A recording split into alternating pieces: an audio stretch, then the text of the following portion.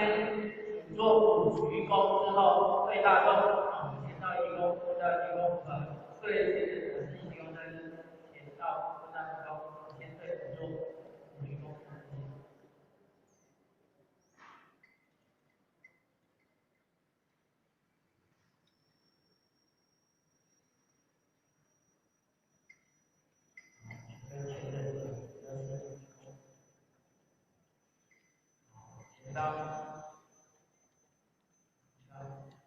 好，各位请给秀一些点掌声。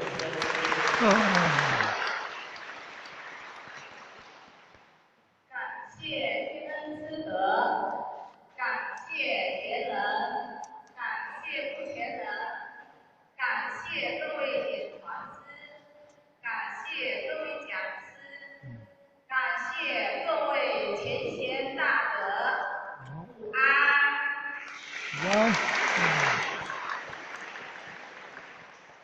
后学是周仁和商会的欧秀宇，第一次在那边分享过。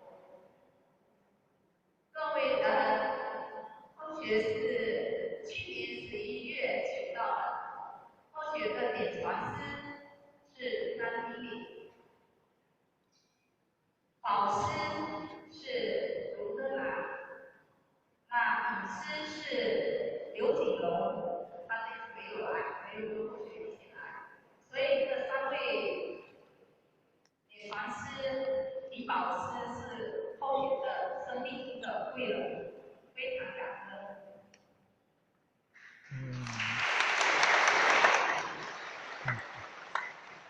后学在求道之前，不懂得什么求道，引师带我来的时候，根本就不懂得什么叫开智慧，一点都不懂。什么叫开智慧？从来没听说过。后来求完道以后，也是懵懵懂懂的，也不懂其中的什么道理。平时的话，在工作以外，跟很多人一样，除了工作之外呢，到处吃喝，也打麻将，什么也都会。不懂不懂嘛，身边的人都是这样子的，因为我们接触的人都是这样子的，所以后学也变成这样子。但是，后学就是说玩啊吃啊，感觉很无聊。为什么呢？因为人就是这样子，自己不喜欢的，久而久之你就会觉得很无聊，不好玩，就觉得不好玩，所以慢慢就变顺了。后面真的是感谢天恩师德，然后碰到了刘景龙，他就把我带到这个佛堂来求道。那后学起初当时的话，以为这个求道又是什么传销的什么平台之类的，所以后学就觉得这个女人怎么回事？搞什么频道？我从来我接触的我接触的一些人啊什么之类的比他多，所以感觉就觉得后学就觉得他是不是被人骗了，所以放心就进来了。后面就慢慢感觉有点味道，有点感觉，真的跟后学之前接触的都不一样，所以后学就慢慢的喜欢了，就喜欢上了，然后也经常的往佛堂跑，而且真的很奇怪，原来这个经书什么之类的，后学根本就繁体字什么都看不懂，因为我们一般接触的都是简体字，所以繁体字我都看不懂。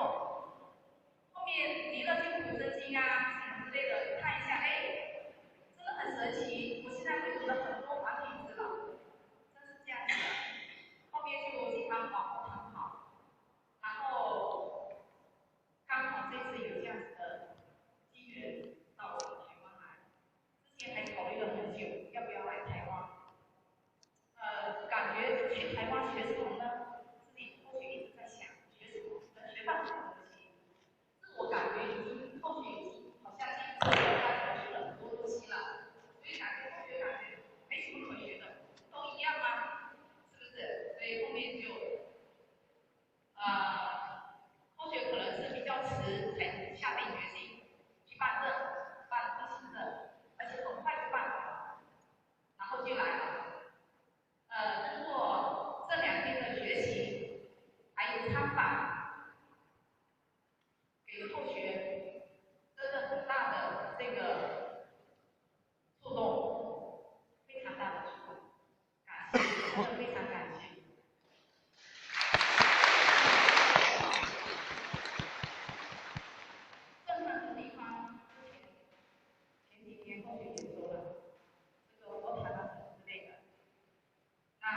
是还有一个的话，就是这2天的学习，对后学来讲，这个心中的这个空间提升了很大，真的提升了很多。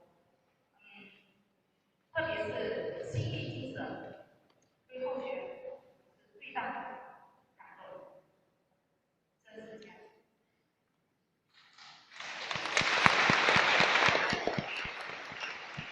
所以后学晚上去休息的时候，其实后学没有很快就入睡，经常在思考。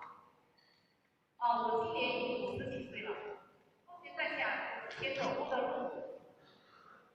所有的经历，好像都不及这2天的学习，是这样。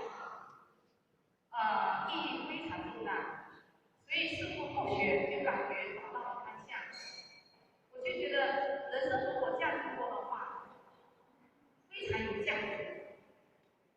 所以后学就想从此以后回去以后，要踏踏实实的做好自己，从自己做起。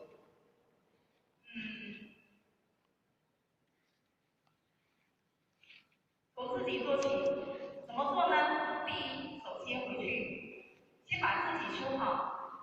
第二，能够感动家人，到时候跟家人，把家人带进来，跟后学一起修，什么亲口什么之类的，吃素什么之类的，我觉得那后面是分分钟的事情，只要他向导对了，把自己的定位定准了。后面的事情一切都非常好办了，所以这是后学心里面想的。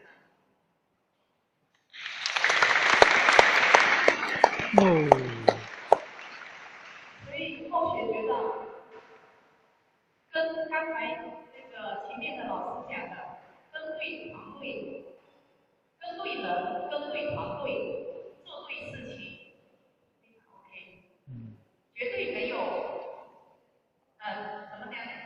就是跟对了团队，跟对了人，做对了事，只要记住这3点，绝对不会发下高错，不会走错路。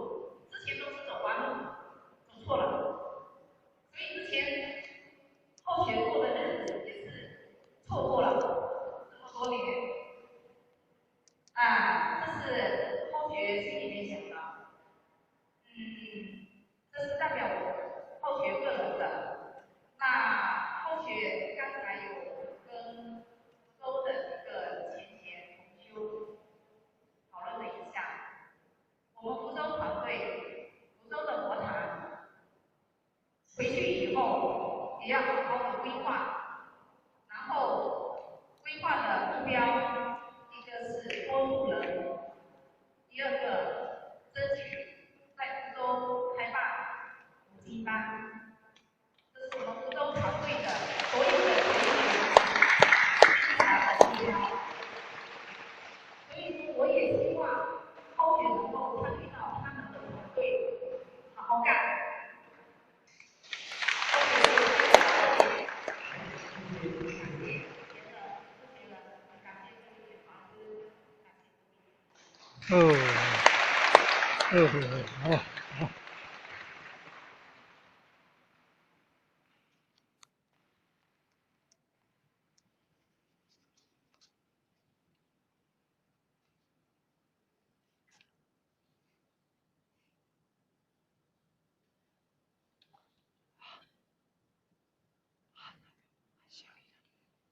好，再